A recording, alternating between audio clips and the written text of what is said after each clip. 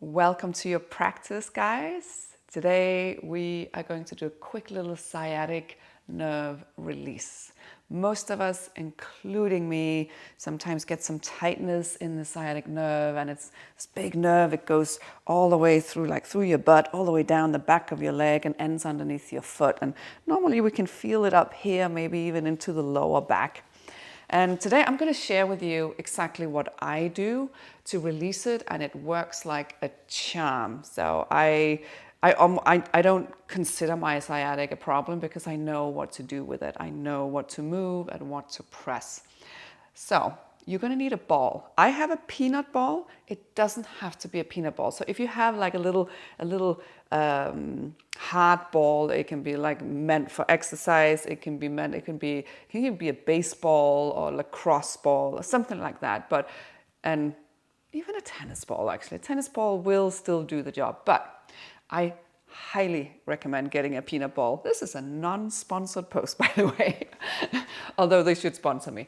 A really hard peanut ball. You can see it's kind of shaped like a peanut. It's two little hard balls that are just stuck together. It should exist in every home as far as I'm concerned. But grab your ball of any or balls and come back to your mat. So we're going to start on all four. And just start moving into some cat-cow movements. You're going to go with your own breath here. So as you exhale, you round the spine, the belly button move towards the front of the spine. Inhale. Open up, fill your lungs. And you can add little movements here. So maybe some side movements feels good. You often feel anything that kind of starts stretching that outer hip feels nice.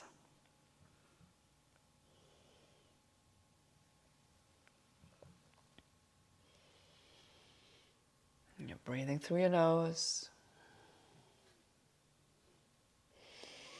And then come to a neutral spine.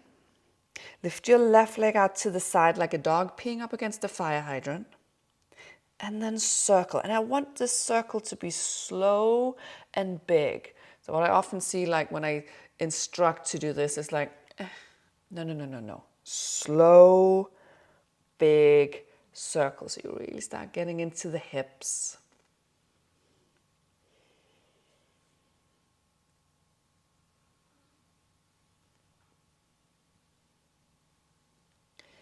And change direction.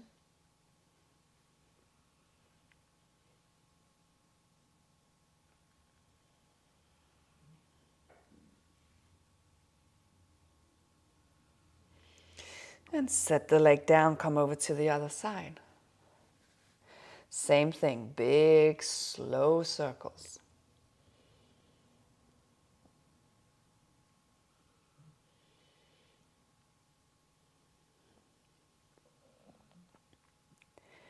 And change direction.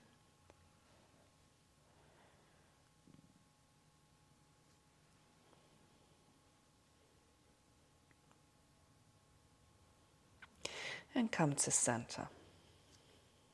Take another couple of little cat-cow movements. And then move your butt to your heels, come into a child's pose. And if it feels good to just gently move from side to side. Get a bit of release.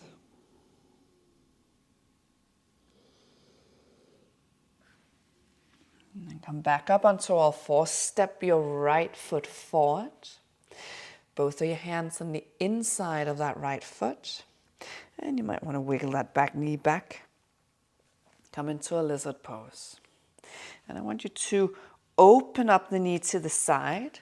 And that means when you do that, we want the toes to follow the knee. So you're going to roll onto the knife edge of your foot. And then you can sink into your hips. Feel free to move. Maybe even open your torso a bit.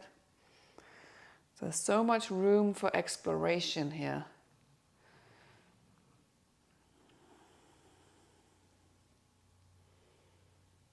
I think our body is really good at telling us what we need. So what feels necessary, and I think it's more like necessary than what feels good, because it's kind of a good feeling, but you're also like, ooh. So let your body tell you where you need to take the movement.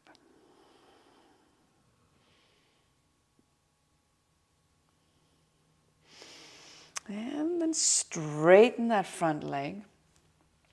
Flex the foot, lengthen the spine. If you've got tight hamstrings, you can always put a little bend in your knee. And then start pointing and flexing the foot. We're just adding a little bit of movement to the sciatic nerve here. Because the sciatic nerve ends underneath your foot, when we point and flex the foot, we're actually moving the sciatic nerve. And the sciatic nerve likes to be moved. It's really good for it. It loosens it up.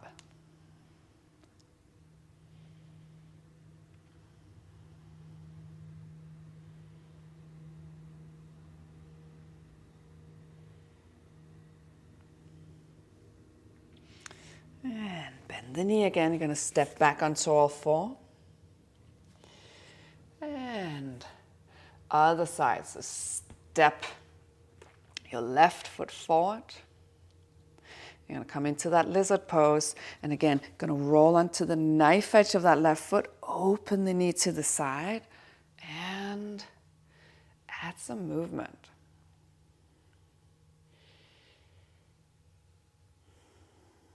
So often if we have sciatic issues, it's